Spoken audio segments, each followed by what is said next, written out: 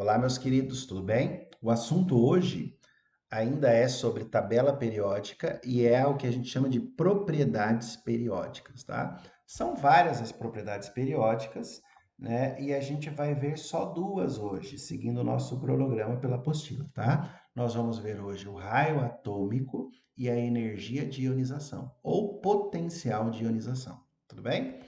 O raio atômico está relacionado ao tamanho do átomo. E como é que a gente tem o tamanho do átomo? Na verdade, o tamanho do átomo é a distância que vai do seu núcleo até o último elétron, o elétron mais externo, que é o limite da eletrosfera. Tudo bem?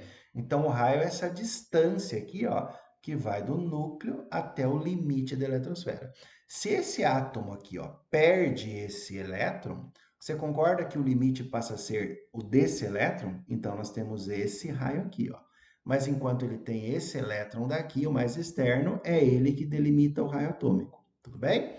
Então, raio atômico te dá o tamanho do átomo e ele está relacionado com a distância do núcleo ao limite da eletrosfera, que é determinado pelo último elétron. Tudo bem?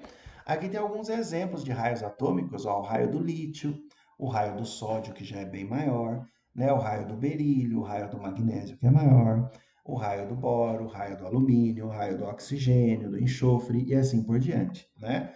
Mas, na verdade, os exercícios vão cobrar da gente, né, uma visão de tabela periódica e a evolução do tamanho desses raios dentro da tabela periódica. Então, como é que a gente vai fazer isso? Então, olha só, é bem tranquilo. Para comparar o tamanho dos átomos, devemos levar em conta dois fatores, tá? Número de níveis, número de camadas e número de prótons. Quando a gente estiver falando em número de camadas, nós vamos considerar assim, ó, que em cada período da tabela periódica organiza elementos com o mesmo número de camadas. Lembram disso?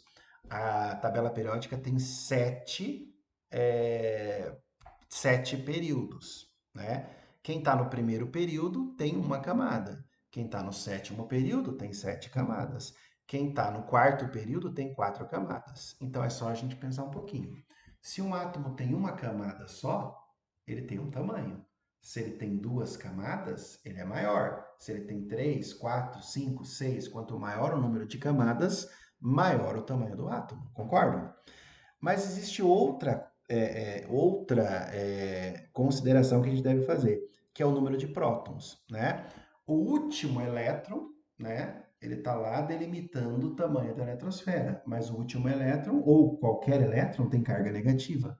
E o próton que está no núcleo tem carga positiva. Então, existe uma atração do núcleo positivo pelo último elétron, que é negativo. Se o núcleo está cheio de prótons, a atração pelo último elétron é maior do que um núcleo com poucos prótons, que tem uma atração pelo último elétron menor.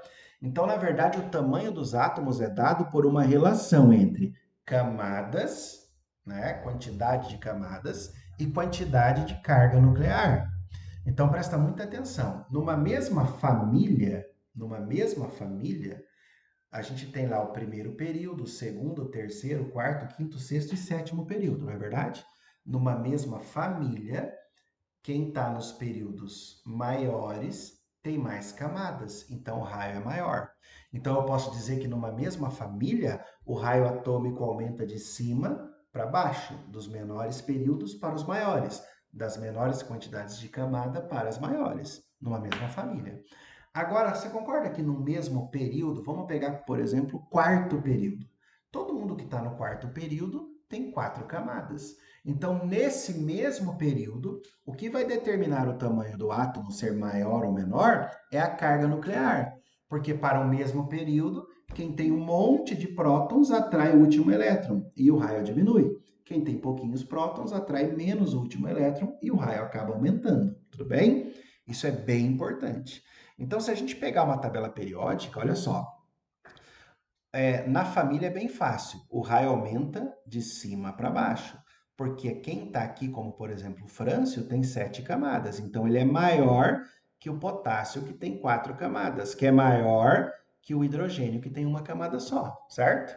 Agora, por que que no mesmo período o raio aumenta da direita para a esquerda?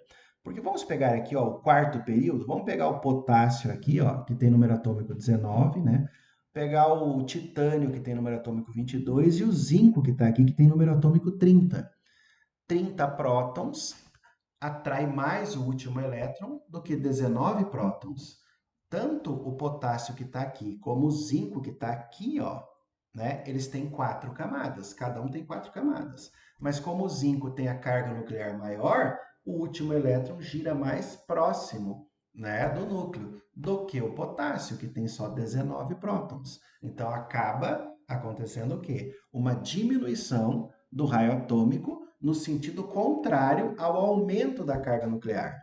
A gente viu que graças a Moseley, a tabela é organizada em ordem crescente de número atômico. O número atômico é a quantidade de prótons no núcleo. Então, se a gente pegar aqui, ó, o número atômico aumenta da esquerda, como potássio 19, né?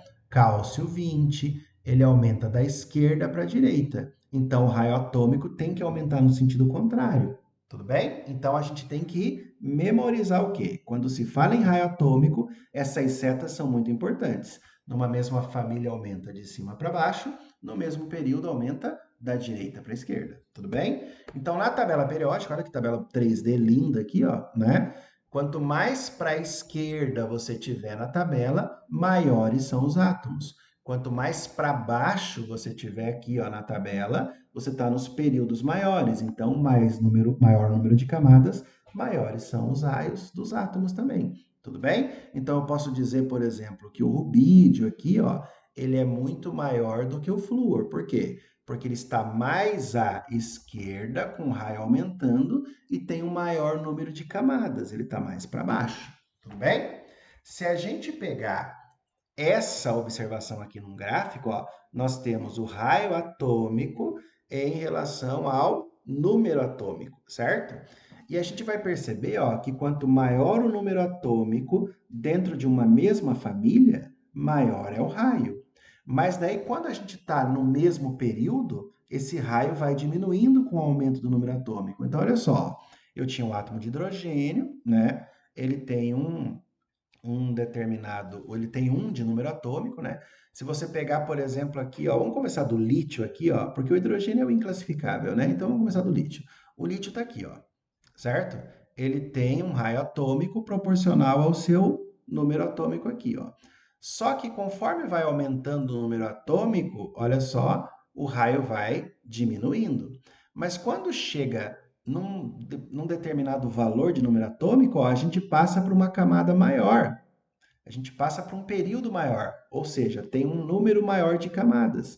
Então, esse raio aumenta de novo. Mas daí dentro do mesmo período, ó, o número atômico vai aumentando e o raio vai diminuindo, até que passa para uma camada maior, né? Ou melhor, para um período maior. O número atômico vai aumentando e o raio vai diminuindo. E conforme você muda de período, de novo volta a ser um número atômico um raio grande, até o número atômico é grande mesmo, mas como mudou de período, aumentou uma camada. Então, ó, o raio acaba aumentando. Então, se você pegar aqui, ó, lítio, sódio, potássio, rubídio, né? Esses são átomos grandes, porque está aumentando o número de camadas. Isso aqui, ó, está no segundo período. O sódio está no terceiro período. O potássio está no quarto período. Para ir do terceiro período para o quarto período, né? O número atômico aumentou, claro, mas o número de camadas aumentou. Então, se o número de camadas aumentou, o raio atômico aumentou também.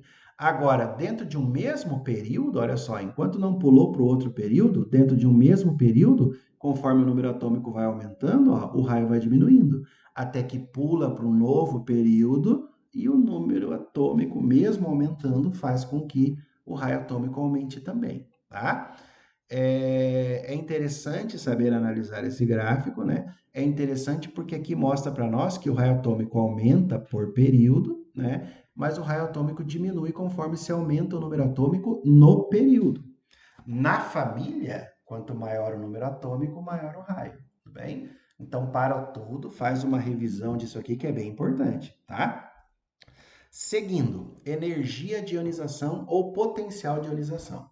É a energia necessária para remover um ou mais elétrons de um átomo isolado no estado gasoso.